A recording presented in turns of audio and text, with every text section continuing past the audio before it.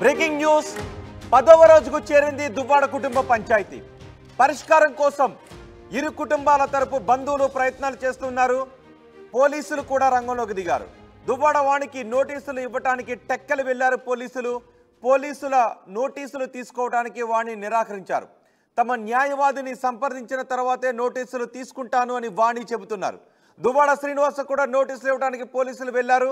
ఒకరిపై ఒకరు ఫిర్యాదులు చేసుకోవడంతో నోటీసులు ఇస్తున్నారు పోలీసులు. శ్రీనివాస్కు జారీ చేసిన నోటీసులపై వాణి ఆరా తీశారు. సిఐ ఎస్ఐ సమక్షంలో నోటీసులు జారీ చేసిన తిరస్కరించడంతో తదుపరి కార్యాచరణకు పోలీసులు సిద్ధమవుతున్నారు. ఇరువురు కూడా ఒకరిపై ఒకరు కేసులు పెట్టుకున్నారు పోలీస్ స్టేషన్కి వెళ్ళి. దీంతో పోలీసులు నోటీసులు ఇస్తుంటే ఇరువురు కూడా నిరాకరిస్తున్నారు. దీంతో ఇప్పుడు పోలీసులు నోటీసులు నిరాకరిస్తున్న విషయంపై ఎటువంటి చర్యలు తీసుకోవాలి అనే విషయంపై చర్చిస్తూ ఉన్నారు. పూర్తి సమాచారం మా ప్రతినిధి సత్యం నాయుడు అందిస్తారు. సత్యం, ఎందుకు 10 రోజులు గడిచినప్పటికీ ఎందుకు ఒక పరిష్కారానికి రావట్లేదు? 5 డిమాండ్లలో 4 వాటికి శ్రీనివాస్ ఒప్పుకున్నారు. దాదాపు 90% నా ఆస్తుల్ని ఇవ్వడానికి అంగీకరిస్తున్నా అని శ్రీనివాస్ చెప్పారు. కానీ ఎక్కడ పరిష్కారం కుదరడం లేదు. మరోవైపు నోటీసుల విషయంలో నోటీసులు తీసుకోవడానికి ఇద్దరు కూడా తిరస్కరించడంతో ఇప్పుడు పోలీసులు ఏం చేయబోతున్నారు? రోహిత్, చూస్తే కనుక ఎమ్మెల్సీ దువ్వాడ శ్రీనివాస్ తన భార్య వివాదం మాత్రం రచ్చకెక్కి 10 రోజులు కావస్తోంది. ఈ విషయంలో మాత్రం ఆ 2 సంబంధించిన కుటుంబ పెద్దలు గత 5 రోజులుగా చేసినటువంటి ఏవైతే చర్చలు ఒక కొలిక్కి రాకపోవడంతో తప్పని పరిస్థితుల్లో ఇరువురు ఒకరిపై ఒకరు తొలినాల్లోనే, ఎందుకంటే తన గేట్లు పగలగొట్టి ఇంట్లోకి వచ్చారన్న ఆరోపణ మీద భార్య పిల్లలపై కేసు నమోదు చేశారు, ఫిర్యాదు చేశారు దువ్వాడ శ్రీనివాసరావు. మరోవైపు తనతో తన పిల్లలను కూడాను విడిచిపెట్టి వేరే మహిళలతో కాపురం ఉంటున్నారు. ఆ ఇంట్లోకి చొరబడ్డాను తప్ప తను ఏమీ తప్పు చేయలేదు. ఆమె కూడాను అంటే ఇంట్లో చొరబడే క్రమంలో దువ్వాడ శ్రీతో పాటు తన తమ్ముడు, అదేవిధంగా తన అన్నయ్యలు కూడా తనపై తన పిల్లలపై దాడి చేశారన్నటువంటి ఆరోపణల నేపథ్యంలో ఆమె కూడా ఫిర్యాదు చేయడం జరిగింది. అయితే ఈ విషయంలో మాత్రం 2 కుటుంబాలకు సంబంధించిన పెద్దలు పెద్ద స్థాయిలో ఉండడంతో పోలీసులకు మాత్రం ఇది సమస్యను పరిష్కరించుకుంటామని 5 డిమాండ్లు వాణి ఇచ్చినటువంటి డిమాండ్లను పరిగణన తీసుకొని ఇరు కుటుంబాలకు సంబంధించిన పెద్దలు, అంటే వాణి తరపు నుండి తన పెదనాన్న కుమారులైనటువంటి డాక్టర్, ఒక లాయర్, ఇద్దరితో పాటు తన అంటే సొంత చెల్లి కూడాను పెద్ద మనుషులుగా రాగా ఎమ్మెల్సీ దువ్వాడ శ్రీని తరపున మాత్రం తన తమ్ముడైన బాబా మాత్రం నెగోషియేషన్ లో పాల్గొనడం జరిగింది. అయితే ఇచ్చినటువంటి 5 డిమాండ్లో 4 డిమాండ్ల విషయంలో మాత్రం ఏకీభవించిన 5వ డిమాండ్ ఏదైతే ఉందో ఆ ఇల్లు ఖాళీ చేయాలి, టెక్కలు విడిచి వెళ్ళిపోవాలి, దాన్ని తదనంతరం ఇప్పుడే రాయాలన్నటువంటి డిమాండ్ మాత్రం శ్రీనివాస్ ఒప్పుకోకపోవడంతో మళ్ళీ కథ మొదటికే వచ్చిందని చెప్పుకోవాలి. ఎందుకంటే గతంలో ఏవైతే అంగీకరించినటువంటి 4 డిమాండ్లు వాటిలో కూడా పరిష్కారం తీసుకువచ్చే అవకాశం లేకున్న నేపథ్యంలో పోలీసులు రోజు రోజుకి సమస్య జటిలం అవుతుంది. విచారణ జరపడానికి కూడా వీలు కావడం లేదు.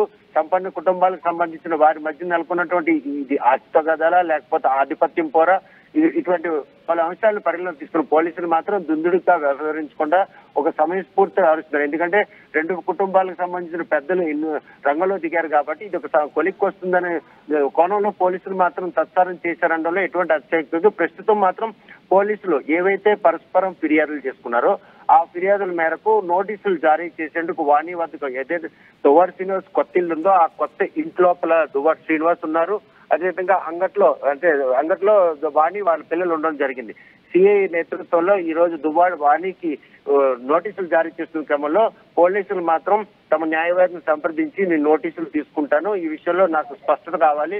మరోవైపు దువ్వాడ శ్రీనివాస్ నోటీసులు ఇచ్చారా లేదన్న విషయంలో కూడా ఆరా తీశారు. ఇలా ఆరా తీసుకుంటూ ఏదైతే పెద్దల వద్ద సమస్య పరిష్కారం అవుతున్నటువంటి అందరూ చూస్తుందో అనూహ్య పరిణామాల నేపథ్యంలో ఈ రోజు పోలీసులు నోటీసులు జారీ చేయడానికి వెళ్ళను. ఆ నోటీసులు ఇరువురు కూడా తిరస్కరించడం, ఇంకా ఫర్దర్ స్టెప్ ఏవేయాలన్న కోణంలో పోలీసులు కూడా ఆరా తీస్తున్నారు.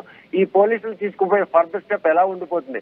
శ్రీనివాస్ ఇంట్లోకి తలుపులు పగలగొట్టి చొరబడ్డ వాణి ఆ పిల్లల్ని అక్కడ నుండి పంపిస్తారా, లేకపోతే శ్రీనివాస్ ను బయటకు వచ్చి వాళ్ళతోనే మళ్ళీ నెగోషియేషన్ చేస్తారా? ఇవన్నీ కూడాను ప్రశ్నార్థంగా మారుతున్నాయి. 10 రోజులు కావస్తున్నా ఎవరైతే కుటుంబ సభ్యులు వీరిని ఈ సమస్యను పరిష్కరించడానికి రంగంలో దిగిన వాళ్ళందరూ కూడా విసికి వేసవారి వారు కూడా వీళ్ళ సమస్యలు వీరే పరిష్కరించుకోవాలని వాళ్ళు కూడా చేతులు ఎత్తేసే పరిస్థితులు కూడా కనిపిస్తాయి. ఎందుకంటే ఘటన ధర్నా దిగినటువంటి 2 రోజుల తర్వాత తండాలుగా తరలివచ్చినటువంటి బంధువులు మాత్రం ఇప్పుడు ఎవ్వరు కూడా ఆ ఇంటి వైపు చూసేందుకు నిరాకరిస్తారు. ఎందుకంటే తమ గనక వారిద్దరి మధ్యన గనక చర్చల్లో పాల్గొంటే తమ మాట ఫలించే పరిస్థితి లేదు, తమ మాట వినే నాదులు కూడా ఇక్కడ లేరన్నటువంటి పరిణామాల నేపథ్యంలో ఇప్పుడు ప్రస్తుతం మాత్రం ఈ విషయంపై వారికి వారుగా తేల్చుకుంటారా లేకపోతే న్యాయస్థానం ద్వారా పోలీసులు చర్యలు చేపడతారన్నటువంటి ఒక ప్రశ్న తలెత్తుంది. అలాగే అదే విధంగా అంటే వాణి అసలు ఏం కోరుకుంటున్నారు? నిజానికి వాణి ఆమె 5 డిమాండ్లు పరిష్కారం అయితే చాలు అని కోరుకుంటున్నారా, లేకపోతే నిజంగా ఇది ఒక పరిష్కారం కాని సమస్యగా ఉండాలని కోరుకుంటున్నారా? శ్రీనివాస్ కూడా వాణితోనే ఉండాలి అని కోరుకుంటున్నారా? అందుకే ఎక్కడ పరిష్కారం కావడం లేదా? చూస్తే కనుక ఈ సమస్య పరిష్కారం దిశగా ఎటువంటి ఆస్కారాలు కనిపించట్లేదనడానికి ఏదైతే 5వ డిమాండ్ ఉందో 5వ డిమాండ్ లో సుస్పష్టంగా ఆ కొత్త ఇంటిని తదనంతరాన్ని తక్షణమే రాయాలి, ఈ టెక్కలు విడిచిపెట్టి దువ్వాడ శ్రీనివాస్ వెళ్లిపోవాలనే వాణి డిమాండ్ మాత్రం ఆయన ఎట్టి పరిస్థితుల్లో కూడాను ససేమీర అనడం జరిగింది. ఈ విషయాన్ని సుస్పష్టం చేసినటువంటి ఎవరైతే మధ్యవర్తులు ఉన్నారో వారందరూ కూడాను వాళ్ళకి నచ్చజెప్పే ప్రయత్నం చేసినప్పుడు కూడా వాణి మాత్రం తన పిల్లల భవిష్యత్తు ముఖ్యం, అదే విధంగా టెక్కలి తాను నివసించినటువంటి టెక్కల్లో వేరే మహిళతో శ్రీనివాస్ ఉండాలి నివసించడానికి మాత్రం పూర్తిగా జీర్ణించుకునే పరిస్థితి లేదు. ఇటువంటి తరుణంలో ఆ సమస్య పరిష్కారం అయ్యే పరిణామాలు మాత్రం ఎక్కడ కూడా కనిపించట్లేదు. అటువంటి కనిపించిన నేపథ్యంలో ఇప్పుడు న్యాయపరమైనటువంటి ఏదైతే పోరాటం ఉంటుందో ఆ పోరాటంలో దేన్ని పరిగణలోకి తీసుకొని వీరు ఈ రోజు మళ్ళీ ఆ సమస్య పరిష్కారం తీసుకెళ్తుందా అంటే బంధువుల మధ్యన ఉన్నటువంటి ఈ వాళ్ళిద్దరి సమస్య మాత్రం పోలీసులు న్యాయస్థానం కోర్టులోకి వెళ్లే పరిణామాలు మనకి సుస్పష్టంగా కనిపిస్తున్నాయి. అదే గనక జరిగితే తక్షణమే పోలీసులు దువ్వాడ శ్రీనివాస్ ఇచ్చిన ఫిర్యాదు మేరకు ఆ భార్యని పిల్లల్ని కూడా ఆ కాంపౌండ్ నుండి తరిమేయాలి. కానీ తరిమేందుకు మాత్రం ఆమె ససేమేర అంటుంది. అటువంటి దుంతుకు చర్య చేపట్టడానికి కూడా పోలీసులు కూడా సాహసం చేయట్లేదు. ఎందుకంటే పోలీసులు ఇది కుటుంబం సంబంధించిన వివాదం కాబట్టి కుటుంబ తేల్చుకోవాలి, కానీ తాము మాత్రం చొరవ చూపించే పరిస్థితి పోలీసులు మాత్రం ఈ విషయాన్ని మాత్రం స్పష్టం చేస్తున్నట్టు మనకి అర్థం. 10 రోజులుగా నిరీక్షిస్తున్నటువంటి ఈ తరుణంలో ఇలా గనక జరిగితే మాత్రం ఏం చేయగలం? 10 రోజులు కావాల్సిన పోలీసుల మీద ఎక్కడ మాట వస్తుందన్న ఉద్దేశంతో ఈ రోజు నోటీసులు జారీ చేశారు. ఆ నోటీసులు గనక ఇరువురు తీసుకుని దానికి సమాధానం చెప్పుకోగలిస్తే ఇది న్యాయస్థానం లేదు కదా. మరి నోటీసులు తీసుకోకపోతే పోలీసులు ఫర్దర్ ఏదైనా మూవ్ అయ్యే అవకాశం ఉంటుందా? ఎందుకంటే ఇది క్రిమినల్ కేసు కాబట్టి. ఇద్దరిచ్చిన నోటీసులు ఏదో డొమెస్టిక్ వైలెన్స్ ఇవి కాదు కదా, కొట్టారు దాడి చేశారు అనుకుంటూ క్రిమినల్ కేసులు కూడా పెట్టారుగా. పోలీసులు రంగప్రవేశం చేయడానికి ప్రధాన కారణం అదే. అంటే ఇరు కుటుంబాలకు సంబంధించిన పెద్దలు ఇద్దరు కూడాను నెగోషియేషన్ చేసినప్పటికి కూడా ఈ సమస్య పరిష్కారం కావడం లేదని తెలిసే పోలీసులు తమ పని తను చేసుకోవడానికి 10 రోజులు పట్టింది. 10వ రోజు కావడంతో ఈ రోజు ఇరువురికి నోటీసులు జారీ చేశారు. ఒకవేళ నోటీసులు గనక జారీ చేస్తే ఆ జారీ చేసిన దానికి ఇరువురు కూడాను పరస్పరంగా న్యాయవాదులు అంటే సమాధానం ఇవ్వాలి. దాంతో పాటు ట్రెస్ పాసింగ్ ఓవైపు ఉంది, మరోవైపు ఉంటే క్రిమినల్ కేసు విడాకులు ఇవ్వాలి, విడాకులు ఇవ్వకుండా వేరే మహిళతో ఇటువంటి సెక్షన్లన్నీ ఉన్న నేపథ్యంలో కోర్టులో ఈ వివాదం ఈ రోజు తేలాల్సిందే తప్పగానే బంధువుల మధ్యన తేలదన్నటువంటి స్పష్టత వచ్చిన తర్వాతే పోలీసులు ఈ రోజు రంగప్రవేశం చేశారు. పోలీసులు చేసినట్టు ఈ రంగప్రవేశంలో వారికి కోఆపరేట్ చేసినట్టయితే ఇది ఫర్దర్ గా న్యాయస్థానంకి వెళ్లే అవకాశం ఉంది. అలా న్యాయస్థానం కనుక వెళ్తే మాత్రం ఇప్పుడప్పుడే భార్య వాణి గానీ పిల్లలు గానీ ఆ అంగటి నుండి కదిలే పరిస్థితి లేదు. శ్రీనివాస్ బాహ్య ప్రపంచకు వచ్చే పరిస్థితులు పరిణామాలు మాత్రం దరిచూపు మేరలో కూడా కనిపించలేదు. ఇటువంటి పరిణామాల నేపథ్యంలో ఈ రోజు దువ్వాడ వాణి శ్రీనివాస్ వివాదం మాత్రం మరికొంత జటిలం అవుతుందనలో ఎటువంటి అతిశక్తి లేదు.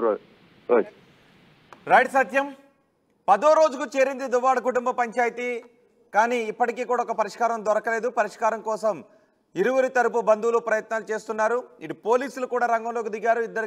ఇద్దరు కేసులు పెట్టుకున్న నేపథ్యంలో అయితే పోలీసులు ఇచ్చే నోటీసులు తీసుకోవడానికి వాణి శ్రీనివాస్ ఇద్దరు కూడా నిరాకరించారు.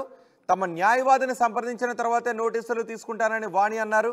దువ్వాడ శ్రీనివాస్ కూడా నోటీసులు తీసుకోవడానికి నిరాకరించినట్టుగా తెలుస్తోంది. ఆ తర్వాత ఒక దశలో నిరాకరించిన తర్వాత తీసుకున్నారని చెప్తున్నారు. దువ్వాడ శ్రీనివాస్కి పోలీసులు నోటీసులు ఇచ్చేందుకు వెళ్లారు. ఒకరిపై ఒకరు ఫిర్యాదు చేసుకోవడంతో నోటీసులు ఇస్తున్నారు పోలీసులు. శ్రీనివాస్కు జారీ చేస్తున్న నోటీసులపై వాణి ఆరా తీశారు. సిఐ సమక్షంలో నోటీసులు జారీ చేసిన తిరస్కరించడంతో తదుపరి కార్యాచరణకు పోలీసులు సిద్ధమవుతున్నట్టుగా తెలుస్తోంది. అవునండి, మరి ఆయన పడట్లేదు, ఆయన పడితే కదా ఇద్దరికి కట్టారు కదా. కేసు అనేది బెయిల్బుల్ కాబట్టి